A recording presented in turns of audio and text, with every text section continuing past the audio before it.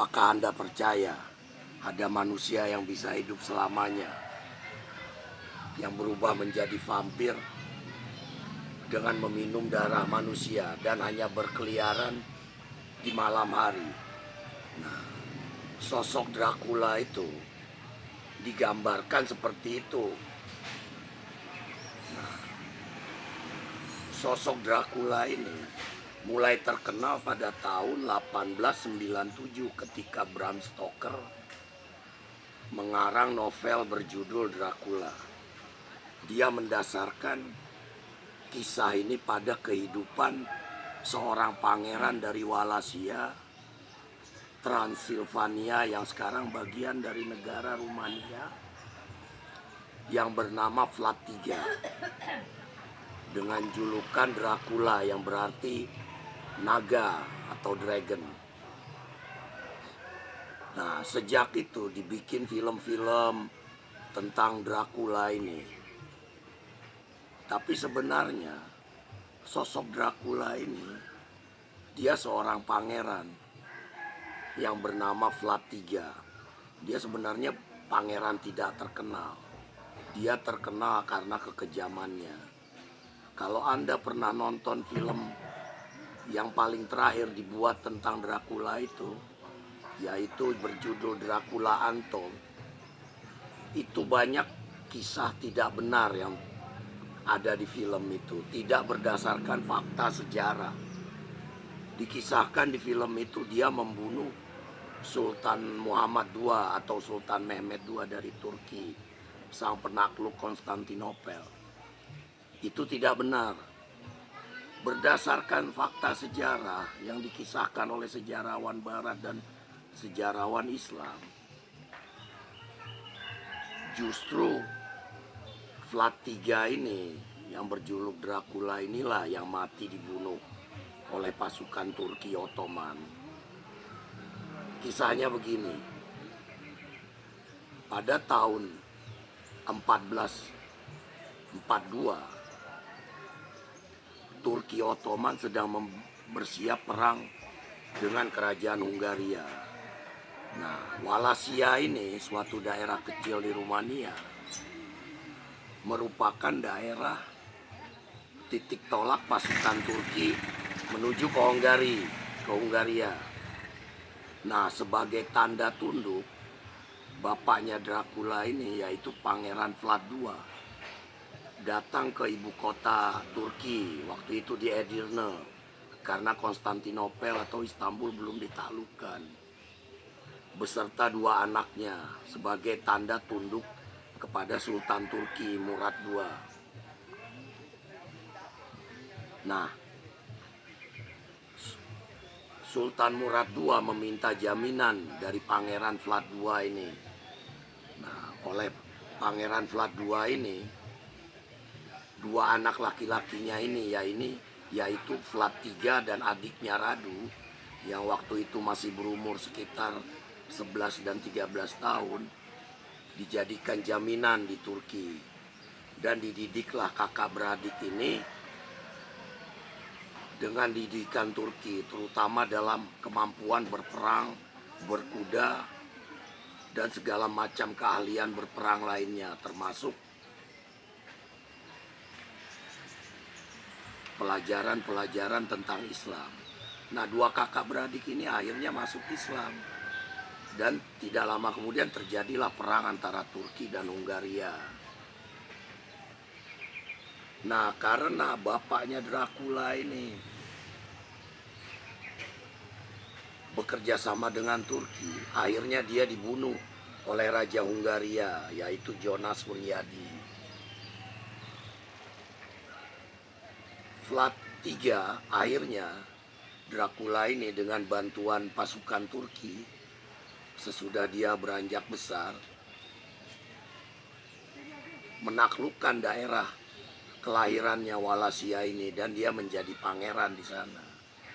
Tapi bukannya berterima kasih kepada pasukan-pasukan Turki, dia malah membunuh pasukan-pasukan Turki, dan dia kembali masuk Kristen, dan dia berkuasa dengan kejam.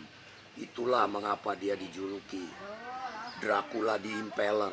Impaler itu artinya penusuk atau penyula, karena dia suka membunuhi musuh-musuhnya, pasukan-pasukan Islam Turki dan bangsawan-bangsawan Wallachia, Rumania lainnya dengan menyula, menusuk dari dubur sampai tembus ke atas dengan tombak dan dipancangkan di jalan-jalan. Nah, aksi kekejaman ini sampailah ke telinga Sultan Muhammad II atau Sultan Mehmed II, orang-orang Eropa memanggilnya.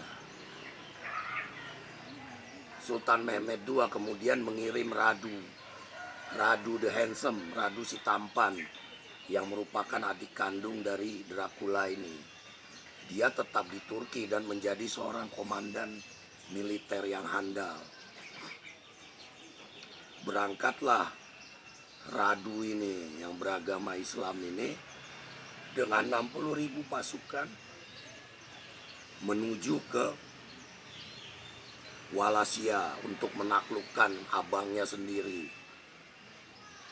Menjelang masuk ke daerah Wallachia, para tentara-tentara Turki gentar ketika melihat ribuan mayat-mayat yang ditusuk dengan tombak dipajang di pinggir jalan.